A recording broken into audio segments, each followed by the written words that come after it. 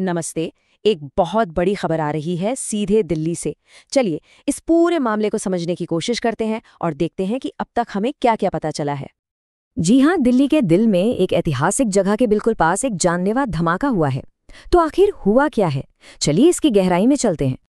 सबसे पहले जो बुनियादी बातें हैं उन पर नजर डालते हैं। ये धमाका हुआ है सेंट्रल दिल्ली में, एक ऐसी जगह जो काफी भीड़-भाड़ वाली रहती है। और वहां एक गाड़ी आग की लपटों में घिर गई। तो हुआ क्या?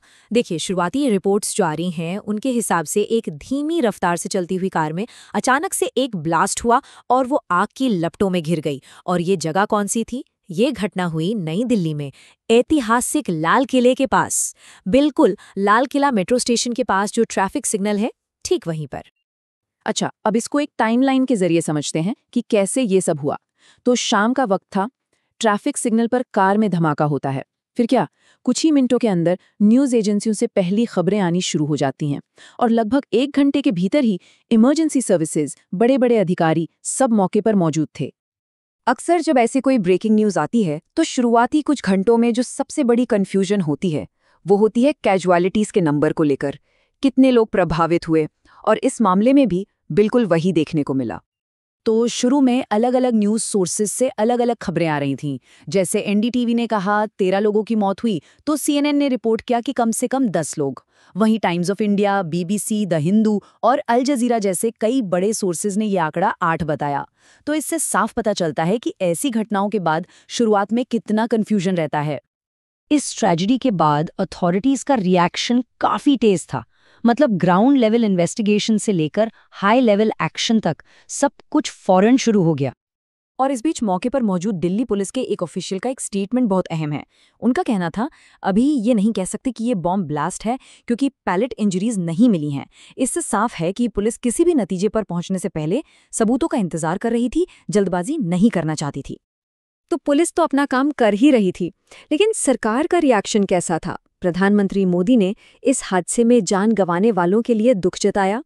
उन्होंने गृह मंत्री अमित शाह के साथ सिचुएशन को रिव्यू भी किया और फिर गृह मंत्री अमित शाह खुद घायलों से मिलने एलएनजेपी अस्पताल पहुंचे। देखिए, ऐसी ट्रेजेडी का असर समाज के हर तबके पर पड़ता है ना?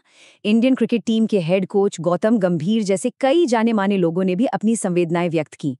उनका कहना था, हिम्मत के लिए प्रार्थना कर रहा हूं। ये दिखाता है कि इस घटना ने लोगों को भावनात्मक रूप से कितना जोड़ा। पर इस घटना का असर सिर्फ दिल्ली तक सीमित नहीं था। इसकी लहरें, इससे जुड़ी बेचैनी पूरे देश में महसूस की गई। और ऐसा होता ही है, जब देश की राजधानी में कुछ होता है तो उसका असर दूसरी जगहों पर भी दिखता है। इस दिल्ली धमाके के बाद एहतियात के तौर पर कर्नाटक पुलिस को हाई अलर्ट पर रख दिया गया, क्योंकि राष्ट्रीय राजधानी में हुई कोई भी बड़ी घटना अक्सर दूसरे राज्यों में सिक्योरिटी अलर्ट का कारण बन जाती है। तो अब आगे क्या?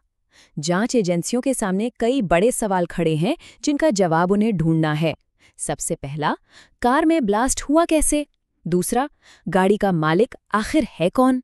तीसरा, कैजुअलिटीज का फाइनल कंफर्म नंबर क्या है? और सबसे बड़ा सवाल, क्या इसके पीछे कोई बड़ी साजिश है?